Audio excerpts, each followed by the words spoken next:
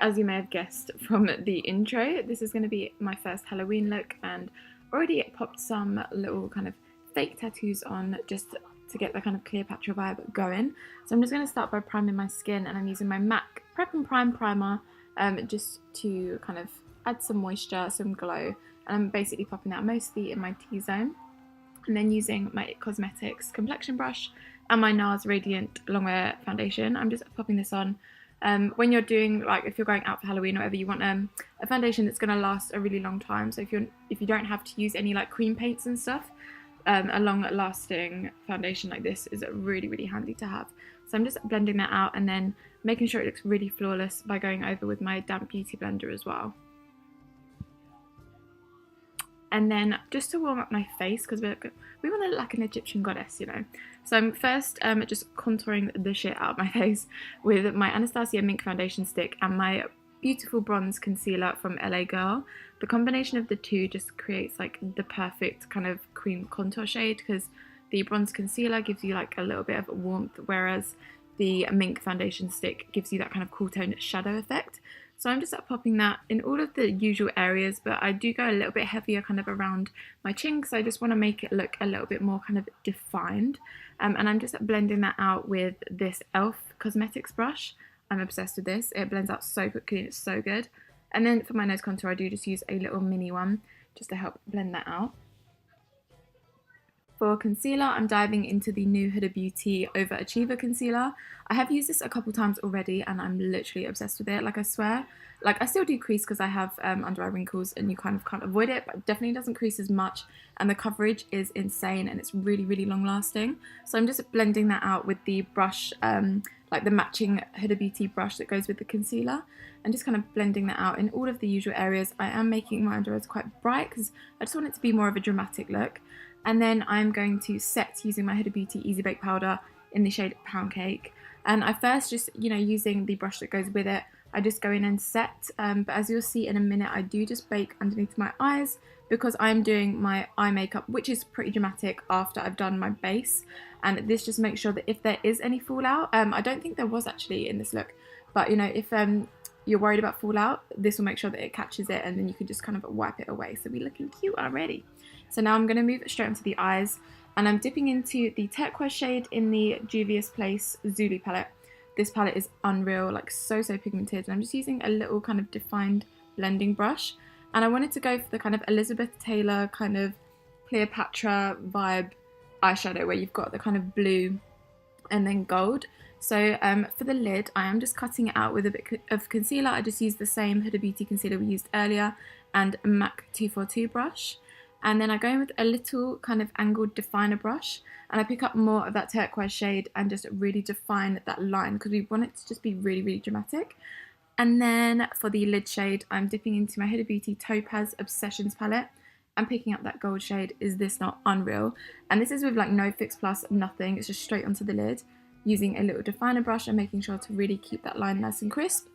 And just to kind of make it even more dramatic, I'm taking my Kat Von D tattoo liner in the shade Trooper and just drawing straight over where we cut out the crease. It just gives it more of that kind of graphic, like, drama vibe. I don't know, it just looks kind of cool.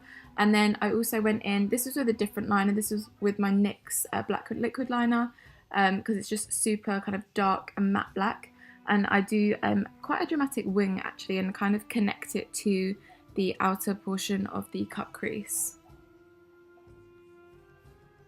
For lashes, I'm actually trying ones that I've never used before. These are the kind of Mink style lashes from Eyelashes.co.uk, like their own branded lashes.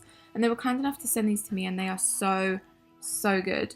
I should check online actually. I'll link them below anyway. I should check on the price, but I can imagine they're really affordable. So easy to put on, and they were really nice and wispy towards the outer corner, just to give a bit more of that kind of drama. And then I'm just taking a black kohl liner from MAC underneath my lower lash line. I'm not putting it in the waterline, I just put it under the lower lash line and blend it out with a little pencil brush.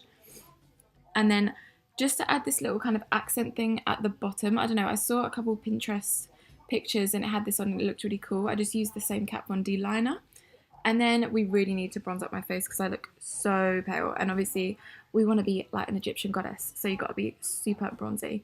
So I'm taking my Anastasia bronzer in the shade Rosewood and popping this on with a little Morphe brush that I got. And I feel like the camera makes it look like I'm a lot paler, but actually in person I do look pretty bronzed after this. I think it's just all the lights.